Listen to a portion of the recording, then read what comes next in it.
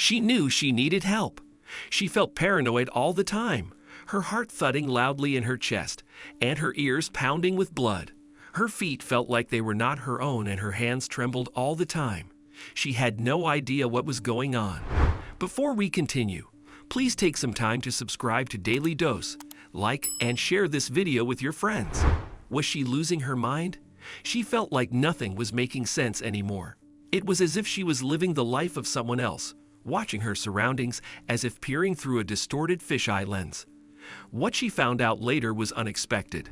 Jessie from Raleigh, NC, just finished a day at work and was headed towards her car when she felt something strange. She felt like she was being watched, and in the corner of her eye, she could make out someone behind her.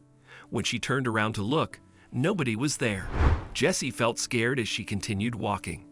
This time, she made a fist around her keys, planning to use it as a weapon in case she would be attacked. She still felt like she was being watched even as she climbed into her car. When Jessie finally arrived home, she was still shaking from the strange experience she had in the parking lot. She prepared some herbal tea in an attempt to calm herself down. However, when the kettle boiled, she saw another shadowy figure behind her. She turned around quickly. Was she followed home? Jessie went through every room in the house looking for a sign that she is not alone. She shook her head when she could not find anything. She then returned to make her cup of tea, wrapping her hands tightly around the mug, as if the warmth from the cup can protect her. Jessie felt tears in her eyes. There was no doubt that she was genuinely scared. She felt bile rose in her throat as she cried harder, and her chest had tightened up. Did someone follow her home? She suddenly did not feel safe under her own roof. What was happening? Why does she feel like someone is stalking her? She tried to dismiss all these events as coincidences, perhaps signs of stress. Perhaps she had been working too hard the past few days and it has finally taken a toll on her. Little did she know that things will just get worse from this day on. When Jessie woke up the next morning, she found a yellow post-it on her desk. She froze when she did not recognize the handwriting. Jessie checked it and saw that it was a list of errands that she was actually planning to do. But who wrote the note, and how did that person know about her errands? Errands that she told nobody about? Jessie tried to be reasonable. Maybe she was sleepwalking. Maybe she woke up in the middle of the night and was in a half-asleep state when she scrawled it down. That is probably why the handwriting looked different. Jessie tossed the post-it in the trash and did not give it another thought. Jessie did not encounter anything strange until she returned home and started watching a TV show in the living room. As the show took a commercial break, she checked the time on her phone and took a bathroom break. When she returned to the living room, the commercials were still playing, so she sat on her chair and got her phone. She was shocked at what she saw. The time indicated that 20 minutes had passed. That could not be right. She was sure she did not take a long time in the bathroom. Jessie paused the TV and did a rewind on the channel. She saw that the TV show she was watching did come back on while she was gone, and that 20 minutes of the show had passed too. Jessie was dumbfounded, then confused. She was sure she only spent a few minutes in the bathroom.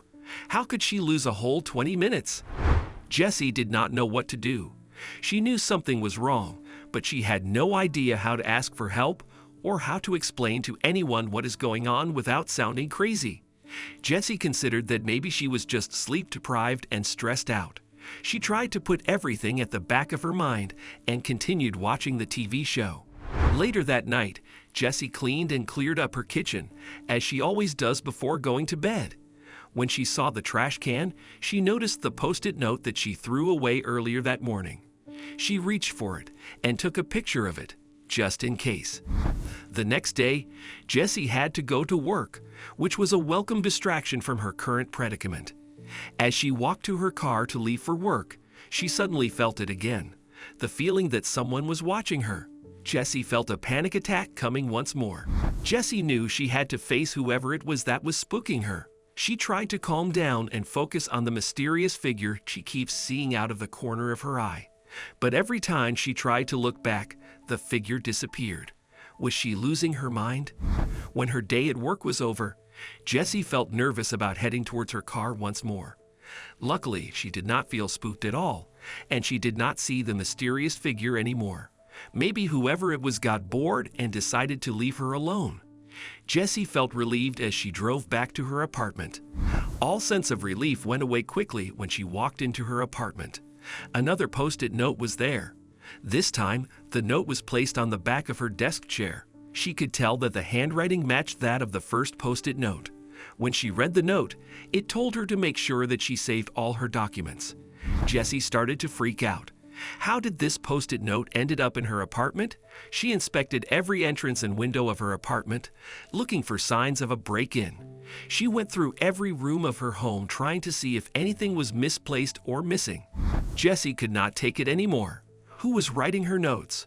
She decided to set up a webcam that had a clear view of her desk. She can view the feed from an app on her phone. Jessie decided to record everything, hoping that she will get some answers soon. Jessie could hardly sleep all night. She kept her phone close to her, wanting to be alert in case the webcam picked something up. By the time she was about to sleep, her alarm for work started beeping. Sleep deprivation made her physically and mentally tired as she took a shower. On her way to work, she was relieved not to experience anything out of the ordinary. But as soon as Jessie arrived in her office, she felt a bad headache taking place. It was so painful that the bright lights around her gave her vision colorful spots. She knew she needed to go home. Jessie spoke to her boss and asked to take the day off because she was not feeling well. She probably looked terrible because her boss sent her home right away. When she was outdoors, the fresh air hit her face and it lessened the pain she was feeling in her head. However, a new horror took over. Jessie was smelling a powerful and reeking smell around her, even as she walked towards her car.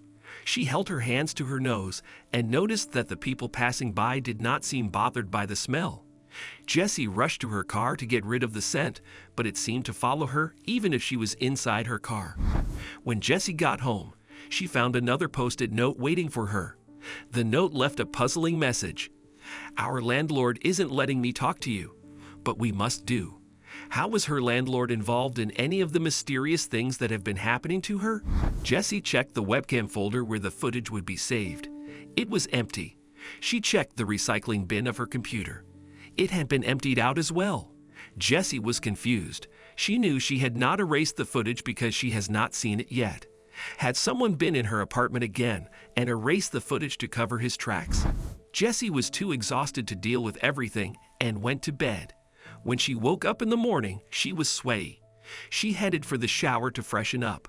She chose a playlist on her iPad and checked the time. It was 8:13 a.m. She calculated how much time she had left to prepare for work and decided she needed to be done with her shower in 13 minutes. Jessie listened to one song as she showered. She then got her iPad to change the next song when she noticed that the time indicated it was already 8:23 a.m. She was shocked. One song was about 3 to 4 minutes long. How could 11 minutes have passed already? Jessie broke down when she realized that everything that is happening to her lately is real. She could not dismiss it as a coincidence anymore. She was no longer concerned about getting to work in time. Jessie wanted to know what was wrong with her. Jessie decided to call her mother, Debbie. Her mother did not pick up. She tried calling 3 times, still no answer. Dread washed over her, and she found herself crying in bed. She needed help, but who could she turn to? Jessie grabbed her laptop and went to Reddit. She decided to make a post and see if anyone online can help her. Reddit was a community where people shared their thoughts and experience. Jessie was desperate to see if anyone can help her. Jessie started a post and explained how weird things have been happening around her. She then went on to share everything she has been through. Jessie published her post and waited for any replies to come in. A couple of users replied to Jessie's post. Some fed her fear with their theories, such as the landlord is the one leaving her the post-it notes. Someone suggested she call the police. Jessie just did that, but the police told her that she did not have enough proof for them to act on something. Discouraged, Jessie continued to read responses to her post. The majority have suggested that she seek professional help by going to a doctor. She thought about it, then mustered the strength to head out the door and see a doctor, dreading that all of this is a mental health issue. Jessie found a doctor, and she told him everything.